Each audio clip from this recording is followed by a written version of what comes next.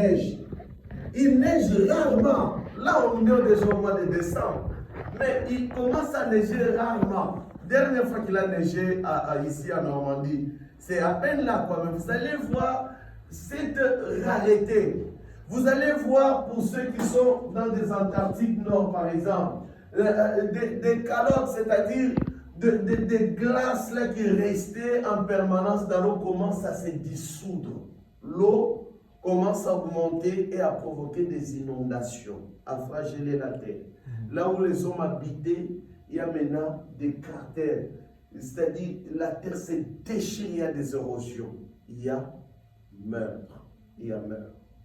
Vous comprenez? Ici, nous n'avons pas encore connu ces choses. Mais à peine là, regardez l'Espagne. J'ai empathie pour toutes les familles, que Dieu nous garde. Si c'est arrivé en Espagne, ça peut nous arriver ici. Hein? La météo n'a même pas détecté. Hein? Mais il y a eu dégâts et dégâts. Vous voyez à quel point l'humanité est en train de subir ce que tu avais dit, que le temps de la fin, ça sera difficile. Là, on voit dans 2 Pierre, chapitre 3, verset 10, que la terre sera consumée. Vous allez voir, c'est une façon que la terre est en train de se consumer avec tous ces éléments.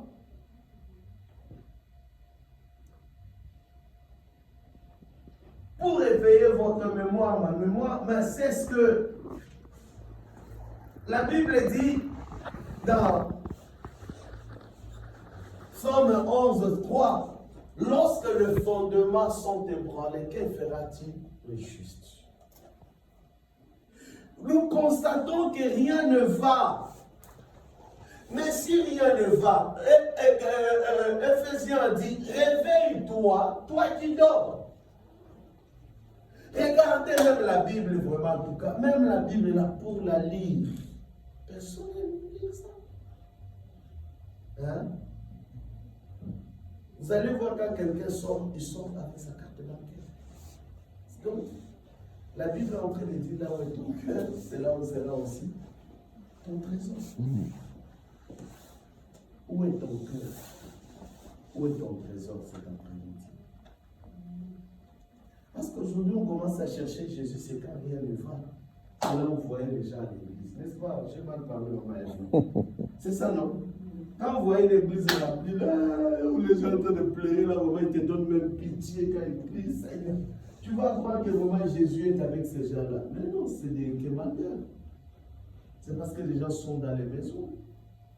Quand Dieu nous bénit, est-ce que nous sommes là dans l'église? Oh, je rendez-vous, j'ai des activités, je suis devenu professionnel. Donc tu priais sans profession. Tu vois comment tu priais. Mais là, depuis que tu as la profession, est-ce que tu pries la même manière que tu priais sans profession? J'ai pas le temps. 18h, tu rentres du boulot, tu as la télé jusqu'à 3h du matin. À 4h, tu te réveilles pour le travail. Oh, il faut travailler, pasteur. Mais est-ce que tu vas le faire entrer dans le royaume de Dieu? Je ne refuse pas de le dire.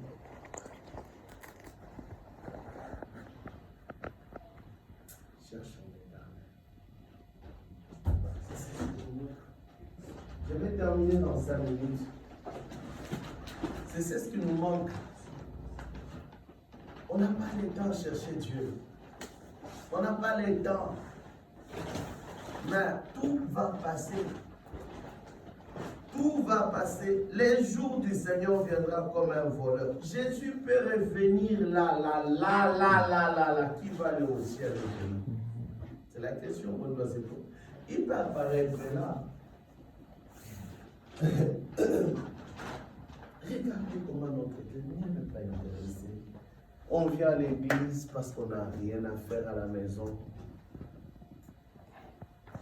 Est-ce que réellement nous aimons Dieu? Et l'amour du Seigneur vient dans notre cœur. Quand vous priez pour l'église, je suis dubitatif. Hein? Beaucoup de gens ne prient pas beaucoup pour cette église. Je suis dubitatif. Si réellement nous étions unis dans le spirituel, beaucoup de choses allaient se passer dans cette église. Je suis dubitatif. Déjà, quand vous se connectez dans la maison, Seigneur Jésus-Christ, c'est qu'on a encore moins. Mais dès qu'on a un problème, c'est vraiment le pasteur Philippe Laroma. Il est avec nous vraiment. Et c'est un homme de Dieu. Il est un homme de Dieu. Il a la chair comme toi. Quand tu commences les désordres, lui aussi devient un homme de désordre. C'est tout. Moi, je suis un homme comme vous. Quand quelqu'un néglige, moi aussi je vais le négliger. C'est ça, non? Oh, j'ai mal parlé. Non, mais c'est ça. Là, vous avez mal parlé parce que le Seigneur ne négligeait pas. Laissez, je vais arriver. C'est ce que... Non. Qu'est-ce que réellement je vais vous dire? Quand vous négligez, je l'ai bien dit, je suis un homme. Je peux le sentir dans ma chair. Ça peut m'affaiblir aussi. Vous comprenez? Ça peut m'affaiblir. Je suis motivé en tant que berger quand je vois des enfants aussi me motiver. Vous comprenez un peu? Jésus était affaibli dans Gethsemane. Il a même demandé à ses disciples de prier pour lui. Mais pourtant, c'est lui qui devait prier pour lui. Donc, ça peut arriver à certaines situations. Je peux attendre votre soutien. Vous comprenez un peu? Vous voyez la force de David. David était quasiment fini dans le combat, dans la forêt. Mais c'était ses lieutenants, ses généraux qui étaient là. Lorsque son fils Absalom était mort, Joab est entré dans la chambre à coucher de David. Il dit, tu dois te lever, nous on est derrière toi. Vous voyez un peu? Est-ce que c'est David qui est parti? Non, pour dire qu'il était accablé. Je peux être touché comme vous. Mais nous devons nous réveiller dans le spirituel. Vous comprenez? C'est l'église, ce n'est pas une association, ce n'est pas un club. Ça, c'est l'église. On doit préparer les gens à aller au ciel. Ma dernière question, telle que tu es là, est-ce que tu as déjà le visa du ciel? Si Jésus revient, tu vas entrer ou tu ne vas pas entrer? Tu vas entrer? Tu vas entrer? Tu vas entrer au ciel. Si Jésus revient comme un voleur. En ciel, tu vas entrer au ciel. Tu as déjà le visa.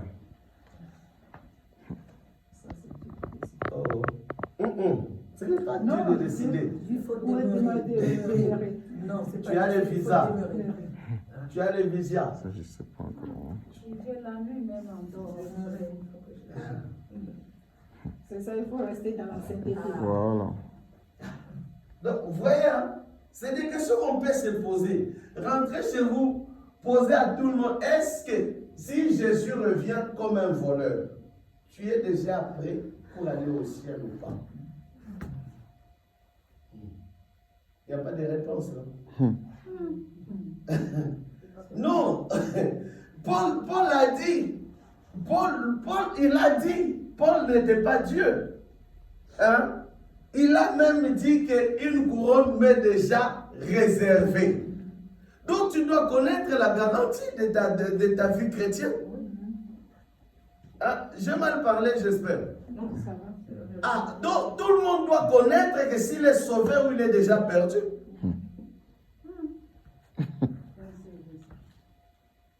Oh.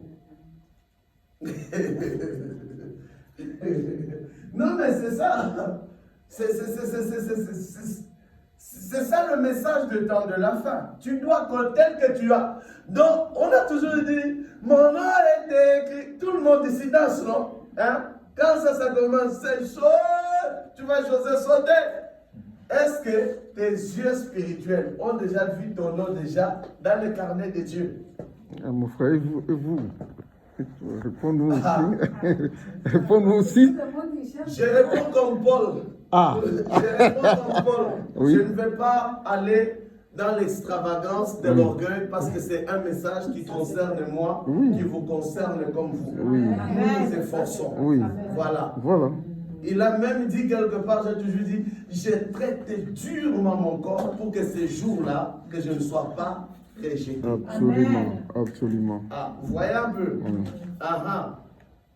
Donc, j'exhorte, je suis un instrument. Oui. Faisons un effort. Donc, il ne faut pas dire que toujours, ah non, on va l'interrompre, mais j'ai fait un effort tous les jours. Toi aussi, fais un effort même à me dépasser. Wow. Le but de ce message, que nous soyons sauvés. Je ne dis pas que vous soyez sauvés. Oui. Nous tous, nous soyons sauvés. Amen. J'ai mal parlé, non? Non, du Mais tout. pourquoi votre amen n'est pas aussi bien? Amen. C'est ça. Nous tous, on doit s'efforcer.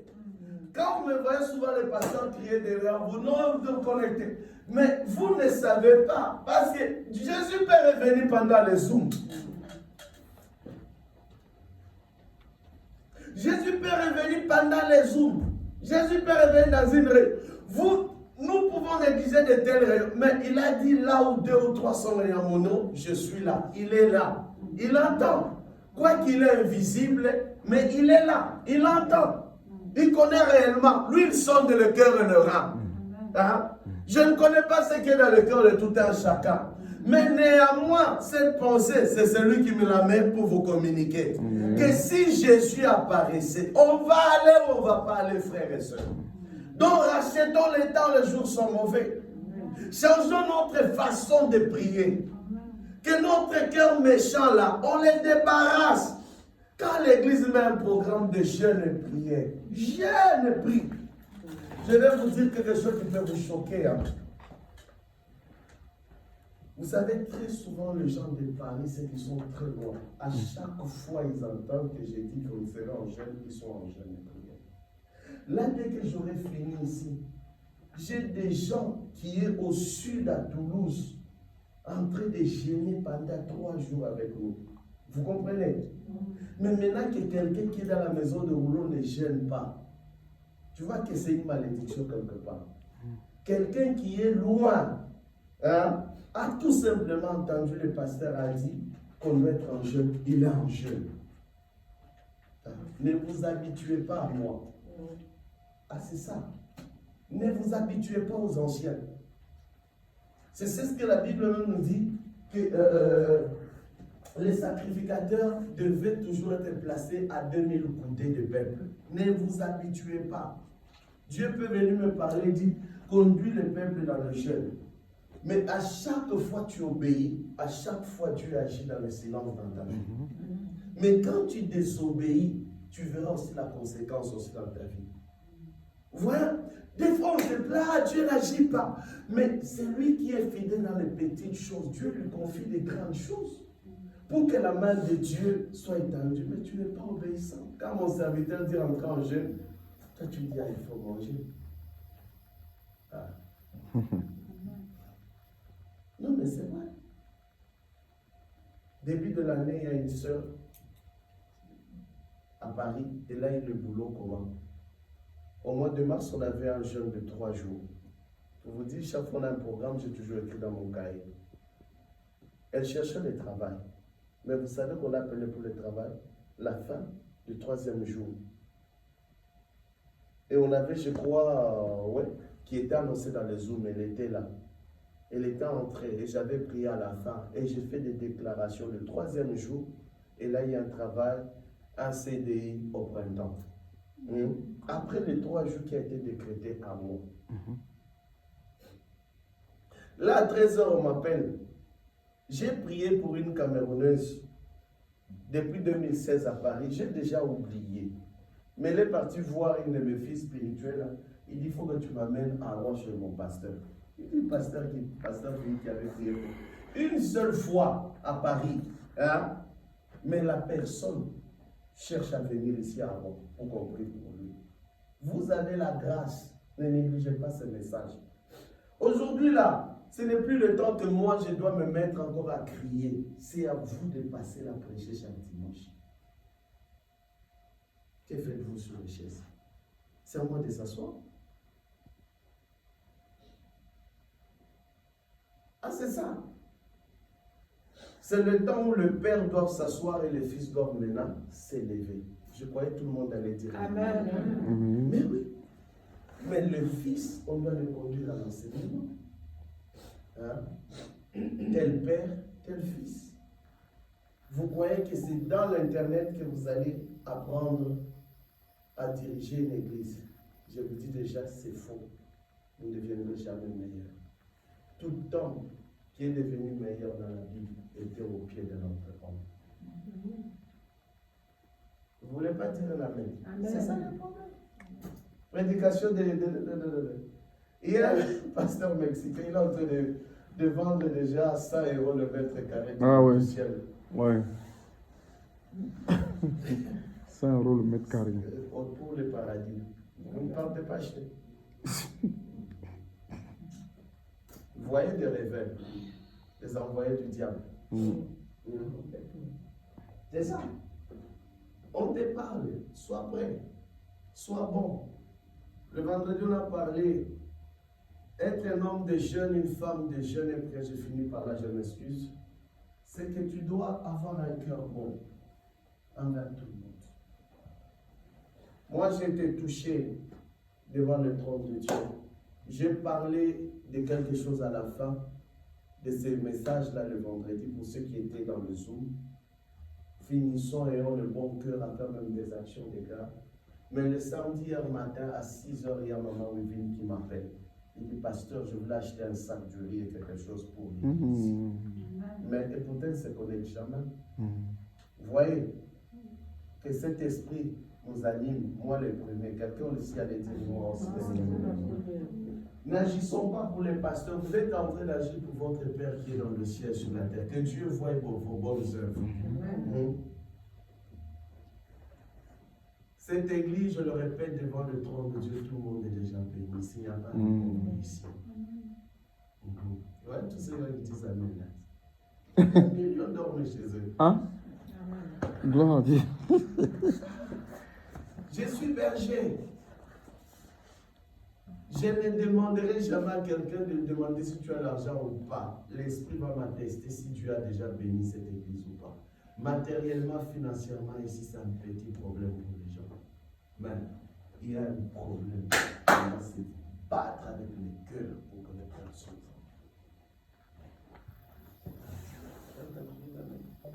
C'est pas. Non, c'est le cœur. On va se battre. On va être très bon. Si vous n'aidez pas l'église, c'est que vous n'êtes pas aussi en mesure d'aider votre famille. Donc vous devez aider tout le monde, même les malheureux sur la terre, en cours de route. On doit être des bons samaritains. Je ne prêche pas pour dire que c'est à l'église. Loin de là. Regardez derrière. C'est quelqu'un, pendant le jeûne, nous on a prophétisé ici, quelqu'un a saisi par l'Esprit de Dieu. C'est ça. Amen. Que Dieu nous délivre de l'incrédulité aussi. Amen. On doit penser. À chaque fois, Dieu te bénit, mes bénis. Achète ne fils qu'un paquet d'eau. Ça coûte combien de petites bouteilles là d'eau? 1,21 €, ceux qui partent à Lidl. Moi aussi, je vais là-bas. Vous comprenez un peu? Achetez 2-3 paquets. Chaque fois qu'on veut sortir, tu te mets devant la porte, tu distribues une bouteille d'eau. N'est-ce pas que les gens ont souvent soif ici? N'est-ce pas que les gens ont besoin de foi de prendre des canettes? Le paquet de canettes coûte combien? Frère, profite ça, tu dois connaître, tu habites à côté de Aldi. Le paquet de 20 là, ça coûte 9 € machin. C'est ça, non? Oui. Le paquet de 20. Vous imaginez, on doit être animé par rapport à toutes ces bonnes actions. On doit être animé. Je pourrais entendre un amen. Amen. Amen. On doit penser qu'il ne manque plus à manger dans cette église. Mobilisons-nous pour commencer cette année avec un bon départ. Soyons sociables. Ne pensez pas que seulement, non, vous allez vous acheter un carton de poulet. Ton carton de poulet, tu dois le partager, même avec les voisins aussi de ton appartement. C'est qu'un homme aura semé, il va le récolter. C'est que tu sais, mais Paul va plus loin, il a dit, faites du bien surtout aux gens, aux chrétiens, aux enfants de Dieu. Ça c'est Paul, c'est dans sa sagesse. Nos propres familles, nous devons les bénir. C'est le temps où, comme j'ai prêché il y a quelque temps, nous devons bénir aussi nos parents biologiques là, à la fin de l'année. Ne remplis pas ton congélateur poulet, je ne sais pas, chèvre ou mouton, comment, mais remplis aussi d'amour dans ton cœur à partager aussi aux autres aussi. Les pasteurs aussi mangent aussi. Je ne suis pas privé du ventre. Ah, si Dieu me bénit, moi aussi je dois penser à vous. Je suis en train même de penser par avant qu'est-ce que personnellement je pouvais faire avant la fin de l'année pour l'église. Je pense aussi, sois animé de ça. C'est ce qui nous manque. Amen. Non, mais c'est ça. Achète du jus, des paquets de... Ça ne coûte rien. Tu sais, tu peux s'aimer 10 €, mais Dieu peut te faire un grand bien qui dépassera 10 € dans ta vie. Moi, quand je vois des frères profils, c'est des gens qui jouent avec l'argent, mais on ne voit pas l'argent. C'est vrai. Des frères José, ils ont l'argent. J'ai mal parlé. Non, mais c'est vrai. Bénissez cette œuvre. Soyez des sponsors. Prenons nos voitures, nous qui avons des voitures, allez chercher des gens, aidons ceux qui n'ont pas de voiture. Soyons bons, Dieu nous donnera bientôt des très bonnes voitures. Je prophétise ça sur tout un chacun. Ceux qui n'ont pas de permis, je déclare qu'après ces 3 jours de jeûne, qu'ils en aient au nom de Jésus.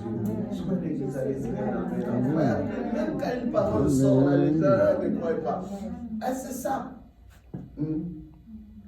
Que le ciel s'ouvre sur tout un chacun. Que le ciel soit ouvert, Dis à ton voisin, crie sur lui, j'ouvre toutes choses sur toi au nom de Jésus de Nazareth. Nous sommes sacrificateurs, l'Esprit de Dieu est déjà sur nous.